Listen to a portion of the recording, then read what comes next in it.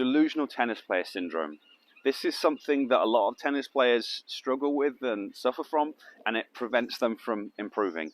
And delusional tennis player syndrome, what I basically mean by it is, in no other sport do players completely miss the point of how good they are. It is so frequent for tennis players to play against someone, to lose, and to lose badly often, and to come off the court and truly believe that they're a better tennis player. No, I know I'm better than them. They were lucky today. They were feeding me junk ball. They were doing this. I'm a much better player than them. And they just kind of go through their tennis performance just basically lying to themselves about how good they are. Because if you lose to someone, they are better than you. Like 6-1, 6-2, those aren't close score lines. Even if you had really long rallies and you got to a lot of juices, they aren't close score lines. If that person wins the important points, especially if they do it every time that you play them, they're just a better tennis player than you. And you have to understand that before you can improve. Because if you constantly think that you're better than them and you're losing, it doesn't really leave you anywhere to go. So you have to your results are as good as you are. Now, it's not the only thing. Learning is a process. You have to kind of work on different things and stuff like that. So I'm not saying it's just all about winning, but if you're trying to improve at something, that's generally how we're going to gauge it, because tennis is a sport. You have to win points to, it's how the sport works. So we've got to gauge it on your results, and if those results aren't improving, that's kind of the barometer that you need. So you kind of got to look at that side of things and understand where you are.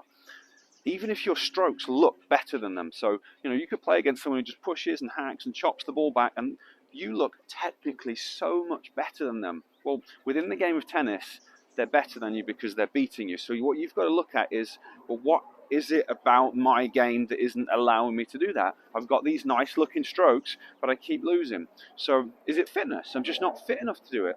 Is it I don't understand what to do tactically, or I don't have the discipline to do it tactically? I know that the most important thing is to just get the ball back in play, because it's the person who misses the shot that loses the point. So you know that that's the case. But for some reason, you don't have the patience and you don't have the discipline to implement the most important tactics. You just keep on going for your shots. And maybe that's the thing that you need to improve. But if you're losing to someone, you've got to try and figure out, okay, what is it that I could change? Because you can't change their junk balls. You can't change those things. You can't change the court. You can't change the wind. You can't change any of that. All you can do is kind of focus on the thing that you need to do, the thing that you need to work on to become a better tennis player. And if you were to get in that same situation again, you're playing against that same person, what could you do better to try and beat that person? And then you've got to work on whatever those things are.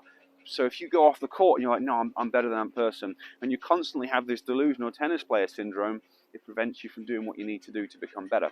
So the first part of improving as a player is really to kind of take stock of where you're at now, be real with yourself, and then create kind of actionable things that you can work on to address whatever it is that's holding you back.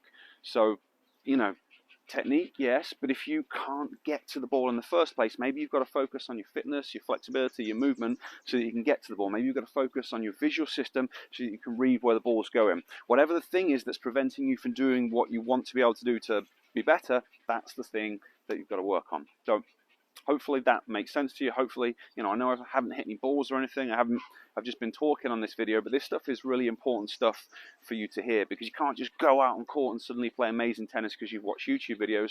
That's not the way it works. You got to get stuff working. To help you with that, I've got a free vision program. I'll place a link down there so you can check it out.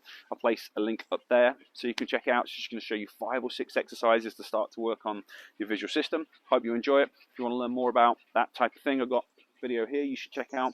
It's going to go through some vision assessments, some coordination assessments. It's going to be really useful if you struggle with your timing, if you hit the ball late and stuff like that. So check this one out. I'll see you next time.